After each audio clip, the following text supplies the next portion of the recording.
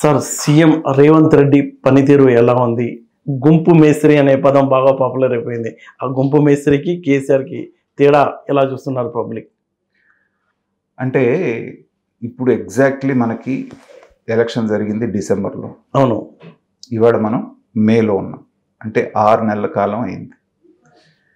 జనరల్గా ఒక గవర్నమెంట్ ఏం చేస్తుంది, ఒక చీఫ్ మినిస్టర్ ఎలా చేయబోతున్నాడు అనేటువంటిది ఒక అసెస్మెంట్కి రావడానికి 6 నెలల నుంచి సంవత్సరం రోజులు, మామూలు కాలంలో అయితే 6 నెలల కాలం కావాలి.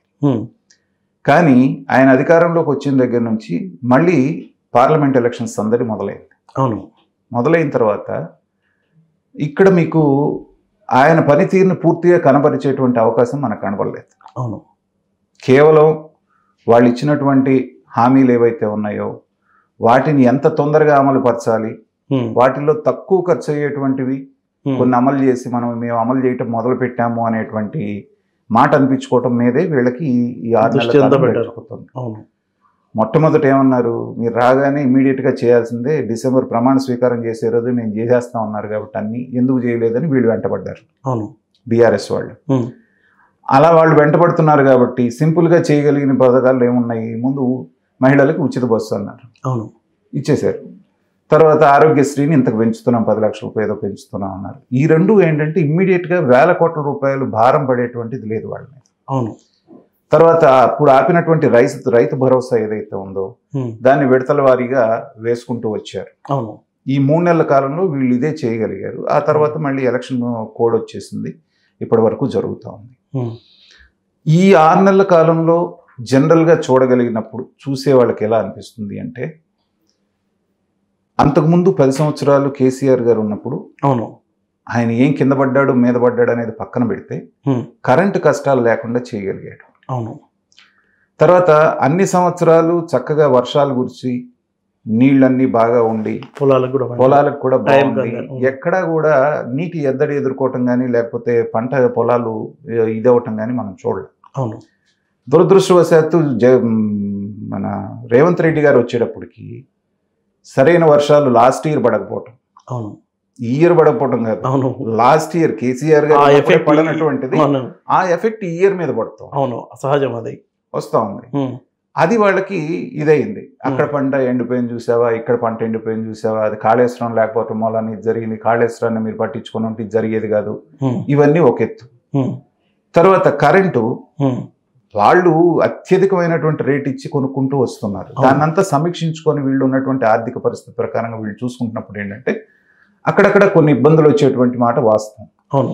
పైగా వాళ్ళకి 24 గంటలు కరెంట్ ఇచ్చాము మేము అనేటువంటి దాంట్లో వాళ్ళు చెప్పి వీళ్ళు నాణ్యమైనటువంటి విద్యుత్ మేము కొంత 7 గంటలు ఇస్తామని వీళ్ళు అన్నప్పుడు ఏంటంటే దాన్ని వాళ్ళు అవకాశంగా తీసుకుంటున్నారు. చూసారా, మేము 24 గంటలు కరెంట్ ఇచ్చాం, వీళ్ళు ఏదో ఇంతే ఇస్తున్నారు, ఇక్కడ ఫెయిల్ అయ్యారు. అసలు రైతుకి నువ్వు 24 గంటలు కరెంట్ ఇస్తే 24 గంటలు ఎవడైనా మోటార్ రన్ చేస్తాడా? చేయరు. నువ్వు నాణ్యమైనటువంటి విద్యుత్తు మార్నింగ్ నుంచి ఈవినింగ్ దాకా ఇస్తే చాలాడు, చాలు 12 గంటల పాటు లేదా 9 గంటలు ఇవి నాణ్యమైనటువంటి. అవును, వర్కింగ్ అవర్స్ 10 to 5 ఇచ్చినా ఇచ్చాము 24 గంటలని మీరు అనిపించుకోవటమే తప్పితే 24 గంటలు ఎవడు వాడుకోడు. అవును, ఇచ్చేది 10 to 5 ఇచ్చి దాన్ని ఇప్పుడు ఏంటంటే అదిగో మేము కరెంటు బ్రహ్మాండంగా చేశాం కాబట్టి వీళ్ళు కరెంట్ ఇచ్చేసారు. గుంపు మేస్త్రి అని చెప్పేసి అదొక మాట ఆయన ఎప్పుడూ అంటాం వలన దాన్ని పట్టుకొని వీళ్ళు ఇప్పుడు ఫజల్ గారు ఒక్కొక్క ముఖ్యమంత్రి పనితీరు ఒక్కొక్కలాగా ఉంటుంది. అవును. చంద్రబాబు నాయుడు గారు ఉన్నారు, ఆయనకి కేవలం ఒకటే ఫోకస్, ఏ కంపెనీని తీసుకురావాలి, హైదరాబాద్ నెల ఆయన చీఫ్ మినిస్టర్గా ఉన్నప్పుడు. అవును. ఎవరిని ఎలా ఆకట్టుకొని తీసుకురావాలి, ఇంటర్నేషనల్ వాళ్ళని ఎలా తీసుకురావాలి, ఇది ఫోకస్ ఉండేది. అవును. వ్యవసాయం మిగతావి అన్నీ కూడా ఆయనకి సెకండరీ. అవును. తర్వాత రాజశేఖర రెడ్డి గారు వచ్చిన తర్వాత ఏంటంటే ఆయనకి సంక్షేమం, నీటిపారుదల, బయట నుంచి వచ్చే ఇన్వెస్ట్మెంట్లు కంపెనీల కంటే కూడా ఆయన యొక్క ప్రాధాన్యత ఇది. అవును. అలాగే కేసీఆర్ గారు వచ్చినప్పుడు ఏంటంటే ఉవ్వెత్తున లేచినటువంటి తెలంగాణ సెంటిమెంట్ ద్వారా చీఫ్ మినిస్టర్ అయినటువంటి ఆయన ఏంటంటే నీళ్లు, నిధులు, నియామకాలు అన్నటువంటి సెంటిమెంట్ ఏదైతే ఉందో దాన్ని ఫుల్ఫిల్ చేయటం అనేటువంటిది ఆయన ప్రాధాన్యత. అవును. ఇలా చేసుకుంటూ వచ్చారు. 10 సంవత్సరాలు అధికారానికి దూరంగా ఉండి ఆల్మోస్ట్ చచ్చిపోయే స్టేజ్లో ఉన్నటువంటి కాంగ్రెస్ పార్టీని మళ్ళీ లైవ్లోకి తీసుకొచ్చి ఊపిరి అధికారంలోకి తీసుకొచ్చిన తర్వాత హేమాహేమీలు ఉన్నారు ఆ పార్టీలో. అవును. దశాబ్దాల కాలంగా ఒకవైపు వాళ్ళందరినీ సంభాళించుకుంటూ ఇంకొక వైపు పాలన చేయటం అనేటువంటిది రేవంత్ రెడ్డి గారికి కత్తి మీద సామె. దాన్ని చాలా వరకు ఆయన సమర్థవంతంగా అధిగమించాడు. అసంతృప్తులు లేకుండా ఆయన చాణక్యానికి మనకి ఉదాహరణ ఏంటంటే కేసీఆర్ గారు కట్టినటువంటి రాజభవనం ప్రగతి భవన్లో ఆయన ఉండకుండా ఎవరైతే తన సీఎం పదవికి పోటీగా ఉంటారనేటువంటి బట్టి విక్రమార్కని తీసుకెళ్లి పెట్టడం, అది ఆయనకి ఇవ్వటం, కేటాయించడం. అలాగే రెండో పక్కన ఆదివాసుల బిడ్డ అయినటువంటి సీతక్కకి ఇంకొక భవనం కేటాయించడం, అలాగే అత్యంత దళిత గిరిజనులకు ఇచ్చినట్టుగా తర్వాత అత్యంత ప్రాధాన్యత కలిగినటువంటి నీటిపారుదల శాఖను తీసుకొచ్చేమో ఉత్తమ్ కుమార్ రెడ్డి గారికి అప్పచెప్పటం. అంటే సీనియర్లు ఎవరెవరైతే ఉన్నారో వాళ్ళందరినీ వాళ్ళ వాళ్ళ పనుల్లో బిజీ చేసేసారు. ప్రాథమికంగా కేసీఆర్ గారి పాలనకి ఈ పాలనకి తేడా చూడాలి అంటే ఏంటంటే కేసీఆర్ గారి పాలన ఏంటంటే సెంట్రలైజ్డ్గా ఉండేది. ఏ నిర్ణయం అయినా కేసీఆర్ గారు తీసుకోవాలి, లేదంటే ఆయన కొడుకు కేటీఆర్ గారు. ఇక్కడ టీం వర్క్ అనిపిస్తుంది. ఇక్కడ ఏంటంటే వాళ్ళ డిపార్ట్మెంట్లో ఉద్దండులైనటువంటి వాళ్ళందరినీ నియమించారు. మనకి పొంగులేటి శ్రీనివాసరెడ్డి కనపడుతున్నారు, మిగతా వాళ్ళు ఉన్నారు, సగం మంది పైన వీళ్ళందరూ కూడా ఎక్స్పీరియన్స్డ్. కాబట్టి రేవంత్ రెడ్డి వాళ్ళకి సమమైనటువంటి గౌరవం ఇచ్చి వాళ్ళ దాంట్లో వేలు పెట్టకుండా ఈయన పైనుండి చూసుకుంటే చాలు. కేసీఆర్ గారి దగ్గర ఉన్నటువంటి మినిస్టర్లు అందరూ కూడా 90% మంది అనుభవం లేనాళ్ళు. ఆ పార్టీ నుంచి వచ్చిన వాళ్ళు, ఈ పార్టీ నుంచి వచ్చిన వాళ్ళు అందరిది. కానీ ఇక్కడ ఏంటంటే బాగా 30-40 సంవత్సరాలుగా రాజకీయాల్లో నలిగినటువంటి వాళ్ళు ఉన్నప్పుడు వాళ్ళకి రేవంత్ రెడ్డి గారు ప్రత్యేకంగా ఇవ్వాల్సిన పని లేదు. ఆ ఉద్దేశంతో ఏమన్నాడు ఆయన, నేను ప్రతి దాంట్లో నేను ఇన్వాల్వ్ అయ్యి చేయాల్సిన పని లేదు, అందరూ ఉన్నారు, పై ఎత్తు నేను చూసుకుంటే చాలు. అందుకే ఆ పదవాడు గుంపు మేస్త్రి చేసే పని అదే కదా. అన్ని చోట్ల ఆయన పని చేయడు, సమర్థవంతమైన వాళ్ళకి ఆ పని అప్పచెప్పేసిన తర్వాత కోఆర్డినేట్ చేసుకోవడం. ఆ పదాన్ని కూడా ఎగతాళి చేయటువంటి ఏంటంటే రాజకీయంగా వాళ్ళు ఏదో మేలు పొందాలి. అంటే నిన్న కేటీఆర్ ఒక చోట మాట్లాడుతూ చెప్తారు, పార్లమెంట్ ఫలితాలు వచ్చిన వెంటనే బీజేపీకి వెళ్ళిపోవడం ఖాయమని. ఎవరు? రేవంత్ రెడ్డి గారు. సో ఇలాంటివి చాలా ఉంటాయి రాజకీయాల్లో. మరి ఆ లెక్కన వస్తే రేపు పొద్దున పార్లమెంట్ ఎలక్షన్ లో కనుక 1-2 సీట్లు కూడా రాకపోతే బీఆర్ఎస్ఏ గల్లంత అయిపోతుందని చెప్పేసి ప్రజలు అనుకుంటున్నారు. ఇవాళ పెద్ద పెద్ద నాయకులు అన్న వాళ్ళందరూ వెళ్ళిపోయారు నిన్ను వదిలిపెట్టి. మరి ఇవాళ ఈ ఎలక్షన్ లో కనీసం 4-5 సీట్లు తెచ్చుకోకపోతే పార్లమెంట్ ఎలక్షన్స్ లో నీ పార్టీ ఉనికే ప్రశ్నార్థకం. బీఆర్ఎస్ కూడా బీజేపీలో మెర్జ్ అవుతుందని కాంగ్రెస్ వాళ్ళు చెప్తారు. ఖచ్చితంగా వాళ్ళకి వేరే అవకాశం లేదు. ఎందుకంటే వాళ్ళ మీద ఉన్నటువంటి కేసుల దృష్ట్యా రేపు పొద్దున ఫోన్ ట్యాపింగ్ కేసు ఎలక్షన్ అయిపోయిన తర్వాత బయటికి తీస్తారు. దాన్ని మరి కేటీఆర్ దగ్గర ఆగుద్దా, కేసీఆర్ దగ్గరికి వెళ్తుందా, ఎవరి దగ్గరికి వెళ్తుందో తెలియట్లేదు. కానీ ఇద్దరు ఒకళ్ళు అరెస్ట్ అవడం ఖాయమా? ఖచ్చితంగా కనపడుతోంది. అక్కడ ఉన్నటువంటి ఆధారాలు తర్వాత మిగతావి చూసినప్పుడు ఏంటంటే ఎంత కాదన్నా కానీ వాళ్ళు తప్పించుకోవడానికి అవకాశం కనపడట్లేదు.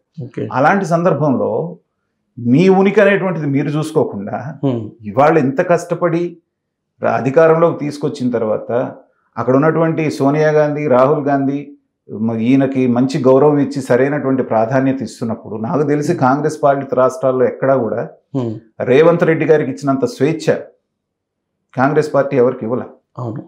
మరి అంత ఇదిగా వాళ్ళు చూసుకుంటున్నప్పుడు ఈయన వదిలిపెట్టేస్తాడు, బీజేపీలోకి వెళ్ళిపోతాడు అంటునేటువంటిది ఏంటంటే, అంటే ఈ రోజు కవితకు బెయిల్ దొరకచ్చండి? ఎలక్షన్ అయిపోయింది కాబట్టి, ఎందుకంటే కండిషనల్ బెయిల్ ఏమన్నా దొరుకుతుందా? ఎందుకంటే ఇన్నాళ్ళు దాదాపు 3 నెలలు అవుతుంది, 2 నెలలు గడిచిపోయింది. గడిచిపోయిన తర్వాత ఇంకా ఎంక్వైరీ చేసేది ఉంది అనేటువంటిది కనుక కోర్టు భావిస్తే రావచ్చు. అంటే మీకు బెయిల్ దొరికినా దొరకపోయినా ఫలితాలు వచ్చిన తర్వాత అయితే కేసీఆర్ కేటీఆర్ జైలుకి వెళ్ళడం ఖాయమంటారు మీరు? అంటే సినారియో అట్లా కనపడుతుంది. నిజంగా గనక రేవంత్ రెడ్డి ఓటుకు నోటు కేసులో వాళ్ళు ఇతను చేసిన దానికి పగా ప్రతీకారం తీర్చుకోవాలంటే ఖచ్చితంగా అవకాశం అయితే కనపడుతోంది. ఎందుకంటే ఆఫీసర్లు అందరూ క్లియర్గా స్టేట్మెంట్లు ఇచ్చినట్టు చెప్తున్నారు. పై వాళ్ళు చెప్తేనే మేము చేసాం, ఎందుకంటే వాళ్ళ స్కిన్ సేవ్ చేసుకోవడానికి వాళ్ళు చెప్పేస్తున్నారు. చెయ్యాలి అంటే చేయొచ్చు, కానీ ఇలాంటి కక్ష సాధింపుల మీదకి వెళ్తే ఏమవుతుందంటే పాలన కుంటుపడుతుంది. అందుకని రేవంత్ రెడ్డి గారు చేయాల్సింది ఏంటంటే 6 నెలల్లో ఆయన ప్రూవ్ చేసుకోవడానికి ఒక్క పని కూడా చెప్పుకోదగ్గ జరగల. ఇప్పుడు రియల్ ఎస్టేట్ అనేటువంటిది కుదేలైపోయింది తెలంగాణలో, ముఖ్యంగా హైదరాబాద్లో రియల్ ఎస్టేట్ రంగం అనేది సంక్షోభంలో ఉంది. ఫలితాల తర్వాత ఏమైనా హైప్ వచ్చే అవకాశం ఉందా? హైప్ రావాలి అంటే వీళ్ళ విధానాలు ఏంటనేది ప్రకటించాలి. రియల్ ఎస్టేట్ పట్ల వీళ్ళ విధానం ఎలా ఉండబోతుంది, అలాగే పారిశ్రామిక విధానం ఎలా ఉండబోతుంది, ఐటీకి సంబంధించినటువంటి వీళ్ళ యొక్క భవిష్యత్ దర్శనం ఏంటి, ఎలా ఆలోచిస్తున్నారు, ఇవన్నీ కూడా మీరు ఒక్కొక్కరుగా ఆ మినిస్టర్ బయటకు వచ్చి ప్రకటిస్తే ఇదిగో ఇలా డెవలప్ చేయబోతున్నాము, బెంగళూరు రోడ్ని ఇలా చేస్తున్నాం, బాంబేని ఇలా చేద్దాం అనుకుంటున్నాం, ఇది మాకున్నటువంటి ఐడియా అనేటువంటిది ఒకటి ప్రొజెక్ట్ చేయగలిగితే దాన్ని బట్టి ఊపిరి పోసుకుంటుంది రియల్ ఎస్టేట్. ఎందుకంటే రియల్ ఎస్టేట్ ఫీల్డ్ అనేది షేర్ మార్కెట్ లాంటిది. అవును. ఇప్పుడు బాగా వేగంగా వెళ్తున్నటువంటి రియల్ ఎస్టేట్ని 111 జీవో అని ముట్టుకోవడంతో కేసీఆర్ గారు అది కుప్పగూలిపోయింది. అప్పటి వరకు బ్రహ్మాండమైనటువంటి స్పీడ్లో భారతదేశంలోనే బ్రహ్మాండంగా వెళ్తున్నటువంటిది నిట్ట నిలువున కుంగిపోయింది ఒక్క మాటతోటి. కాబట్టి అలాంటి పొరపాట్లు ఇప్పుడు మళ్ళీ దాన్ని రివైవ్ చేయడానికి ఇవాళ సంవత్సరాల పైన రియల్ ఎస్టేట్ కొనారు వెళ్తాం. ఇలాంటి పరిస్థితుల్లో దాన్ని మళ్ళీ పట్టాలెక్కించి ఇన్వెస్టర్స్లో నమ్మకాన్ని కలిగించడం అనేటువంటిది మామూలు విషయం కాదు. కాబట్టి వీటన్నిటినీ దృష్టిలో పెట్టుకొని ఎలా పనిచేస్తాడు రేవంత్ రెడ్డి ఇమేజ్ అనేటువంటిది ఇక రాబోయేటువంటి 6 నెలల్లో ఆధారపడి ఉంటుంది. ఇప్పటి వరకు అయితే ఆయనకి పడ్డది సాధారణమైనటువంటి మార్కులే. కాకపోతే ఏంటంటే ఆయనకి టైం లేదు కాబట్టి దాంట్లో ఎవరిని బ్లేమ్ చేయడానికి అవకాశం లేదు. భవిష్యత్తులో ఏం జరుగుతుందో చూద్దాం. Okay sir.